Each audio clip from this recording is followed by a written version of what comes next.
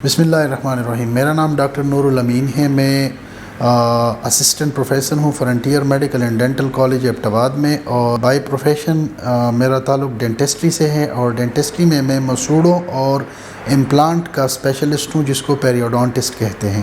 ہم روزمرہ کی زندگی میں جب عام طور پہ جب ہم برش کرتے ہیں تو اس میں ہم بہت زیادہ غلطیاں کرتے ہیں، جن کی وجہ سے ہمارے مسوڑے زخمی ہو جاتے ہیں، جن کی وجہ سے آپ لوگوں نے اکثر دیکھا ہوگا کہ ہمارے پاس کلینک میں مریض آتے ہیں جن کے مسوڑے جو ہیں نا وہ ختم ہو چکے ہوتے ہیں، اور دانت کا وہ حصہ جو ہڈی اور مسوڑوں نے چھپایا ہوا ہوتا ہے وہ باقاعدہ نظر آ رہا ہوتا ہے غلط برش ٹیکنیک کی وجہ سے۔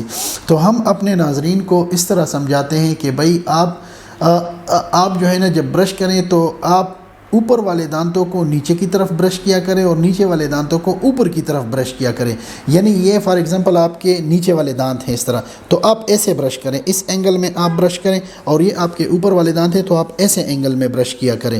آپ ایسے برش سے بالکل پرہیز کریں، جس کی وجہ سے آپ کے مسوڑے گھس جاتے ہیں اور مسوڑے آپ کے خراب ہو جاتے ہیں۔ اور برش کا دورانیہ 2 سے 3 منٹ، اس پہ میں بہت زور دے رہا ہوں، اس کی وجہ یہ ہے کہ 2 سے 3 منٹ کے برش ٹائمنگ سے ہی آپ کو منہ کی وہ صحت مل جاتی ہے جو ہمیں ریکوائرڈ ہوتی ہے۔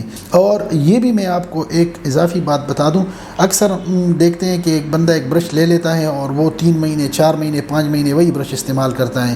آپ اس طرح نہیں کیا کریں۔ آپ ہمیشہ برش کی جو ٹائمنگ ہوتی ہے وہ ہمیشہ 1 مہینے ایک برش کو استعمال کریں۔ اگر وہ ٹھیک حالت میں بھی ہو تو ہر مہینے اپنے برش کو چینج کیا کریں۔